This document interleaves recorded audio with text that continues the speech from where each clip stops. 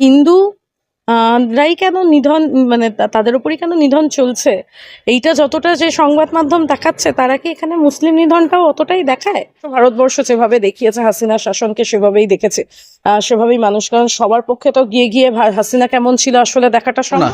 এটা নিয়ে কি বলবেন? এটা আনন্দের, এটা উদ্বেগের, এটা উত্তেজনার, এটা অবসাদের, এটাকে বিভিন্ন রকম ইমোশনাল অ্যাডজেক্টিভ দিয়ে আসলে বলা যেতে পারে। আমি অনেক কাছ থেকে বাংলাদেশের আন্দোলন দেখেছি। 2018 সাল থেকে আমি নিরাপদ সড়ক আন্দোলন, কোটা রিফর্মেশন মুভমেন্ট যখন প্রথম হয় এবং ছাত্রদের ওপর পুলিশের আক্রমণ যখন প্রথম শুরু হয় 8ই এপ্রিল, আমার এখনো মনে রয়েছে। তখন আমি ওখানে কাজ করছিলাম, ফটোগ্রাফি ছাত্রী ছিলাম পাঠশালার, সেই হিসাবে কাজ করছিলাম। সুতরাং এইটা নিয়ে না একটা শব্দে বা একটা সেন্টেন্সে বলাটা আসলে খুব জটিল।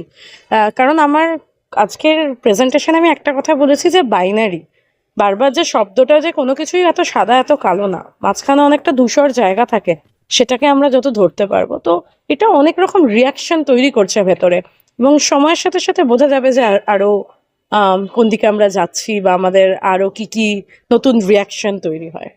আমাদের দেশের সংবাদ মাধ্যমে প্রকাশ হচ্ছে যে হাসিনা সরকারের পদত্যাগের পর বাংলাদেশে যে নাকি হিন্দু নিধন চলছে, এই বিষয়টা কিভাবে দেখছেন? আহ, এই যে হিন্দু রাই কেন নিধন, মানে তাদের উপরই কেন নিধন চলছে, এইটা যতটা যে সংবাদ মাধ্যম দেখাচ্ছে, তারা কি এখানে মুসলিম নিধনটাও অতটাই দেখায়? আমি বলছি না, এগেন আমি বাইনারির বিরুদ্ধে কথা বলেও এইটা এইভাবে বললাম বোঝার অর্থে, যে এর সাথে তো এই যে হাসিনা চলে যাওয়ার পরে যে আওয়ামী লীগ হিন্দুদের ত্রাতা ছিল, এই বিষয়টাকে আসলে আমাদেরকে আরেকটু ক্রিটিক্যালি দেখার মনে হয় সময় এসেছে, যে সত্যি কি আওয়ামী লীগ হিন্দুদের ত্রাতা ছিল। এটার ঐতিহাসিক যে প্রেক্ষাপট সেগুলোও, এবং সেটা বঙ্গবন্ধুর ইতিহাসের সাথে মুক্তিযুদ্ধের ইতিহাসে কিভাবেই হিন্দু সংখ্যালঘুতে পরিণত হলো, সেই বিষয়গুলোও মনে হয় আলোচনায় আনা দরকার, যেটা আমাদের ব্যক্তিগত কোনো টক ডিসকাশন এই ধরনের আলোচনাতে যতটা আসে, সংবাদ মাধ্যমে আসে না।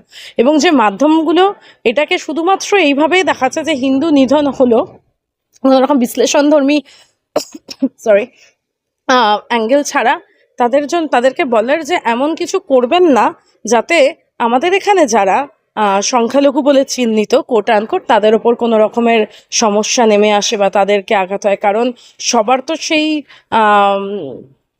বুদ্ধি বা আম, দেখার দৃষ্টিকোণটা থাকবে না, বা মানুষ আবেগে ভাসে।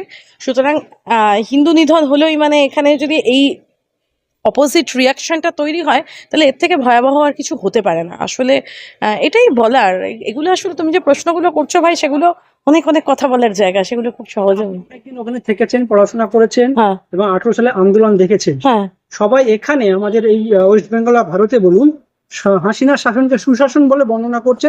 হাসিনা খুব ভালো ছিল, হুম। এটা আপনি কিভাবে বর্ণনা করেন? এটা রাষ্ট্র ভারতবর্ষের ব্যাখ্যা। রাষ্ট্র ভারতবর্ষ যেভাবে দেখিয়েছে হাসিনা শাসনকে, সেভাবেই দেখেছে, সেভাবেই মানুষ, কারণ সবার পক্ষে তো গিয়ে গিয়ে হাসিনা কেমন ছিল আসলে দেখাটা সম্ভব না। যারা আমাদের কাজকর্মের জন্য সুযোগ পেয়েছি, বাংলাদেশের মানুষজনের সাথে যোগাযোগ রাখতে পেরেছি, তাদের যে মানে নিত্যদিনের ভয় যন্ত্রণা, কথা বলতে না পারা, তাদের ওপর যে সার্ভিলিয়েন্স, তাদের যে গুম হয়ে যাওয়ার রাজনীতি, এইগুলো তো সবই এই ডেমোক্রেটিক রিজিমের পার্ট ছিল।